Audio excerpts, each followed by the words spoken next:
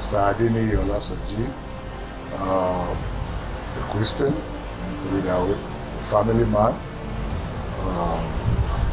father of 2 boys, a graduate of Xavier University of Louisiana, America, and the CEO of Global, United Global Resources Limited. We're into IT, selling of laptops, phones, and networking, and we've been on this. We've been on this since 1997. Okay, so I'll ask you. Ikeja Computer Village is often regarded as the largest technology market in Africa. Take us back to how it all started. You literally told me you were born and bred here, so you should be the, let's say, driver to this. Honestly, to be honest with you, how we really spring up, nobody can really say spring up this way. But around the 97, 98 periods, this place used to be occupied by client and foreign agents and lawyers, because this place is closer to the courts and closer to the airports. So you have the client and foreign people here, and you have the lawyer that can go to their court over here, the client and foreign people that can go to the airport to clear their goods. Just of a sudden, 1 or 2 people start bringing in computers, used computers, not even new ones, used computers from America, from UK, and from China. I'm part of the pioneer people that are bringing it from America. I used to be in America before. So we bring all these used laptops here. Maybe we have about 10, maybe 10. Now, later, buying, renting small shops. The lawyers start moving out for the business best known to them. The client agent will start the client agent, but lawyers keep moving out, maybe the cost of renting now going up and up, because the IT people are coming in, who are selling accessories, and even the phone is not really full during that period, just computer and accessories of computer. From there, 2 shops, 5 shops, 10 shops, just keep thinking, then the landlords who are here start looking, wait a minute, they say we are making better money through these computer people. So they start encouraging computer people to become in there. That's the way it sprang up. After we're just finding people turning their house to plazas, breaking their houses, building plazas, until the 2000 and above years, it's shrinking up until what we are today. So to be honest with you, the history of this place is just God made. It's God. Nobody can say I was the one that made computer the way it is. It just keeps shrinking up until we get to this area we are. Okay. So the Lagos State government set up a market board headed by the Oja as well as Baba Oja. You are the Baba of the market. Tell us your role as the Baba Oja of the market board and what you have done so far in Ikeja. Thank you very much. As I told you earlier, the terrain of this neighborhood, I'm very, very familiar with it. I know this neighborhood very well. So, and I used to be the CDA chairman of this community for over 5 years.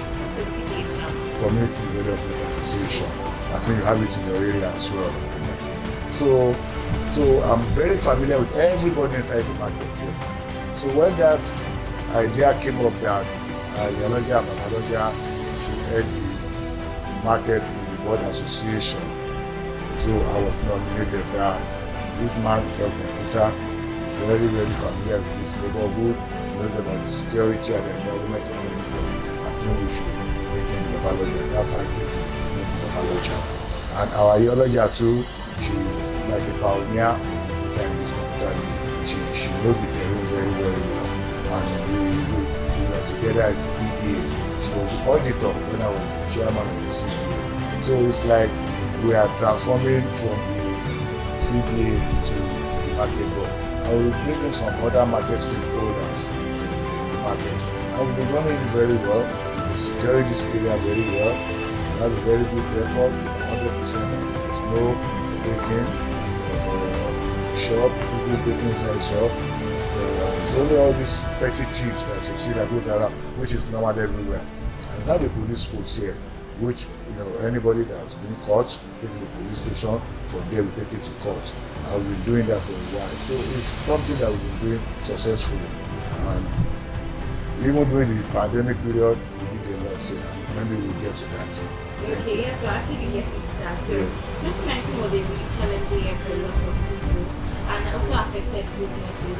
So how do you think the pandemic affected people's business? You're also a businessman, so let's hear. To God be the glory. At least in Nigeria now, it's really reducing. It was very hectic during the pandemic period, to be honest with you. Very hectic. And it has affected a lot of people business. Even the buying power has reduced drastically. Even people selling online too. We've been doing online business before the pandemic over here, but it has really increased now because during that pandemic period we hardly opened the shops over here. But we have to go by the Lagos State directives and the federal government directive. So the business has been very good. So we thought of it as a market board. We find out that we have to help our business partners over here that how will they be selling their goods, because this thing is not really favorable to everybody. It's all over the world, not even Nigeria alone. But people will, at times, if you sell your goods online, it will allow you to come and take something from your shop, so that take the goods you want to sell. But if you want to sell goods, you can't get to the office. One way or the other, you have to go and talk. You have the tax force that's on the ground. So we talk to the tax force people, they will allow you to come in, so you take your goods and find a bike, you take it over there. And during that period, we want to open three days in the week. And so 3 days that the people come in, everybody wants to come and sell. So the rush is maybe very funny, hectic. You have to do lots of classes because there is no way they can comply with the COVID-19 rules and regulation. No social distance, nothing. I have to call in the task force and the council, the environmental people to lock the plaza. But if you look at the crowd, it was hectic. And I can understand why. The first day, people wanted at least to sell something. People have been at home, couldn't make money for their family and all these things. So it was very hectic during that period. Very hectic. Okay, so how do you think the government can come in to assist businessmen here, as well as the entrepreneurs? Thank you very much. You see, some Lagos State government have been sending me some, I think they call wealth creation or something like that. They've been bringing some kind of programs to us here that maybe you can take a loan of 5 million, spread it to 5 years.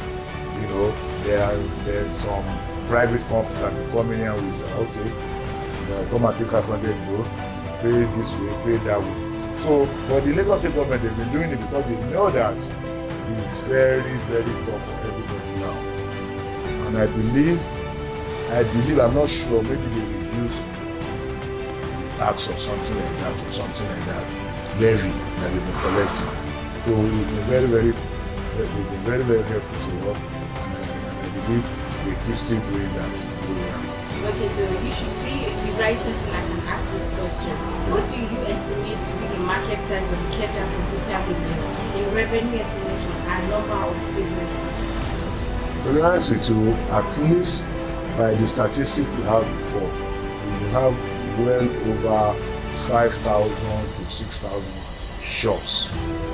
We're not talking about the people on the street. Shops, that will be 5,000 to 6,000 shops. And we have some people have their showcase on the street, sell to. And people have been going up and down, revolving. Before the COVID, you might be looking almost up to 1 million. Before the COVID, it's a lot of money. The biggest market in Africa. So it's a lot of money, but it has reduced drastically because of the COVID. Just pray that this vaccine that they said we discover will help the whole world so that we go back to our normal life. Okay, so what is your outlook for doing business in 2021 and beyond? Well, first and foremost, we should think of COVID. So we pray that this COVID goes so that we go to our normal life, and we budget ourselves that at least go back to about 70% of what we are doing before. I mean, for 2021. By 2022, maybe we go back to the full level. Okay, so my last question for today is just simple. What do you see as the future of Ikeja Computer Village? I have been talking to a couple of people. People have mentioned the fact that the government came in and said we are moving to Kakamboa, that before in the past it was somewhere in Mumbai or Beggar side. Exactly. It's always been a thing. So what do you see as the future? Do you think that will actually come? Well, we started this during the regime of Senator Bola Tinubu. If you can play back, look at how many years that has been on that we are moving. Then, during the period of BRF, Fashola, we went for a program and he said that we want to turn this computer like high street like London, Tokyo, Guangzhou in China and New York. So that is the program we have on ground. That, you know, no vehicles will be moving in here, just like high street, you know the high street we are going, so that all the attachment might go, big plaza everywhere. That was the program we have on ground. Until we're now hearing that we're moving to Katangwa, we're moving to the way the one has failed totally. So the Katangwa we are facing now. So until it happens, you see that. So you're telling me the future of Ikeja Computer Village is just, let's just be patient. Let's be patient and see the way it goes. Okay, thank you very much. Welcome.